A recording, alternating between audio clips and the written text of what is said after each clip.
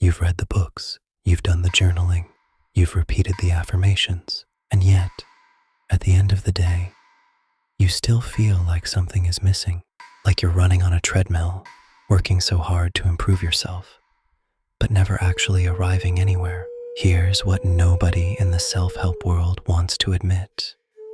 The framework itself might be the problem. Western self-help is built on one central belief: that you are not enough yet, that there is a better version of you waiting on the other side of discipline, optimization, and relentless effort. It's motivating at first, but over time, that belief quietly becomes a source of suffering, because when you're always becoming, you're never actually being. Buddhism starts from a completely different place. It doesn't say you need to be fixed. It says you are already whole, and that your suffering comes not from who you are, but from how you relate to your experience. That is not a small distinction. That is everything. And once you understand it, you can't unsee it. Let's start with the Western model. Self-help tells you, identify what's wrong, set a goal, take massive action, and push through resistance. It frames your current reality as a problem to be solved. Anxiety, fix it. Sadness, reframe it. Failure, learn from it and do better. On the surface, this sounds empowering, but there's a hidden cost. When you treat your emotional experience as a problem to be fixed, you enter a state of constant war with yourself. You resist what you feel. You judge what you think. You push away discomfort instead of understanding it. And that resistance, that's where the real suffering lives. Not in the original pain, but in your war against it. Buddhism has a word for this: dukkha. It's often translated as suffering, but it's more nuanced than that. It's the unsatisfactoriness that comes from clinging to good experiences, resisting bad ones, and constantly wanting things to be different than they are. Sound familiar? That's modern life in a single word. Now, acceptance, in the Buddhist sense, is one of the most misunderstood concepts in modern mindfulness. People hear acceptance and they think passivity. They think giving up. They think lying down and letting life walk all over you. That is not what acceptance means. Not even close. Let's clear this up completely. Buddhist acceptance means seeing reality clearly, without the filter of how you wish it were. It means acknowledging what is true right now, without adding a layer of resistance on top of it. You're stressed. Okay, that's true right now. Acceptance says, I see that. I'm not fighting that truth. That's the starting point, not the ending point. Western self-help, by contrast, often teaches what looks like acceptance, but is really a reframe. Turn your pain into purpose. Use your struggle as fuel. These aren't bad ideas, but they still treat the present moment as something to be escaped from. You're always leveraging now to get to a better later. Buddhism asks, what if now is enough?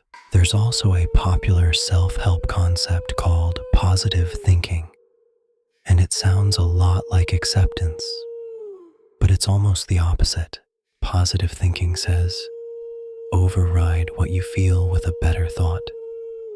Buddhism says, feel what you feel without judgment. One suppresses, the other liberates, and suppressed emotion doesn't disappear. It just goes underground. This is where the concept of non-resistance enters.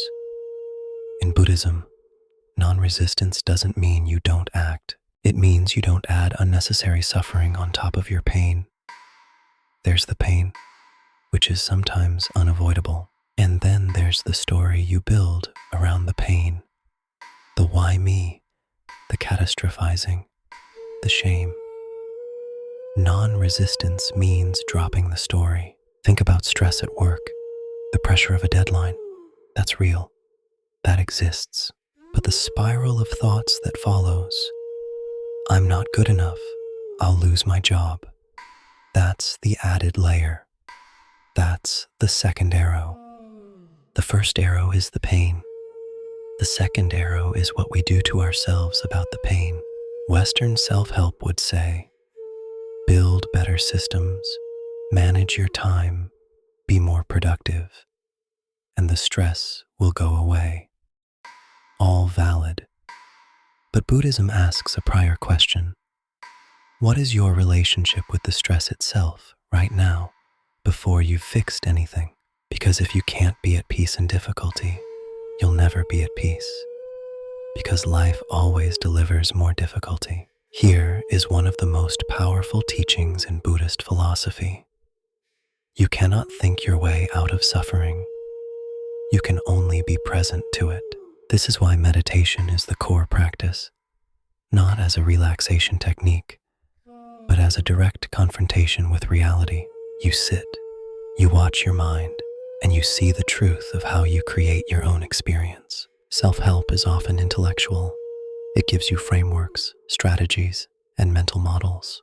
And those things have value, but Buddhism operates at a deeper level, the level of direct experience.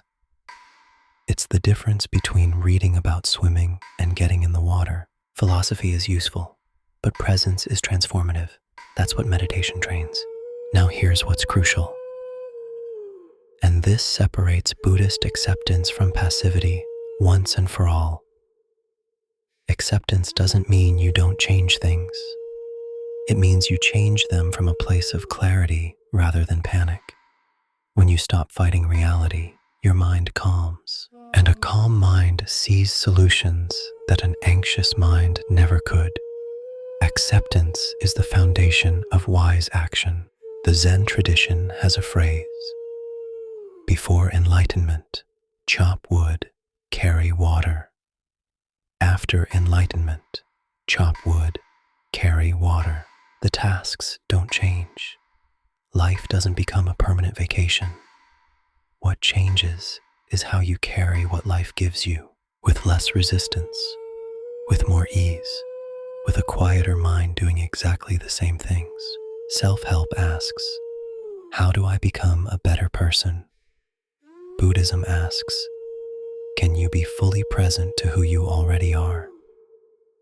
Both questions lead to growth, but one creates striving. The other creates stillness. And surprisingly, it's the stillness that tends to produce the most meaningful change. Not because you forced it, but because you stopped blocking it. Let's talk about identity. Because this is where the two paths diverge most sharply. Self-help builds a better identity, a stronger self. Buddhism questions the self entirely. Not to destroy your confidence, but to free you from the exhausting performance of maintaining an identity. Most of your stress is about protecting a story you're telling about who you are. When you're deeply identified with being successful, capable, and together, any setback feels existential, because it's not just a bad day, it's a threat to who you believe yourself to be. Buddhism calls this attachment to self-concept one of the deepest roots of suffering, and the antidote isn't building a better identity, it's holding all identities more lightly. So how do you actually apply this? Here's a simple practice you can use today. When something difficult happens, pause before you react, before you reframe, before you fix.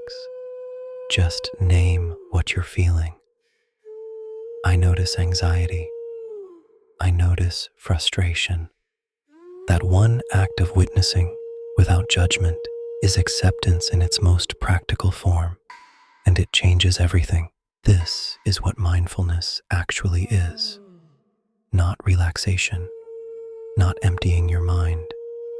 It's the clear, non-reactive observation of your own experience. You watch the thought without becoming the thought. You feel the emotion without being consumed by it. And in that small space between stimulus and response, that's where your freedom lives.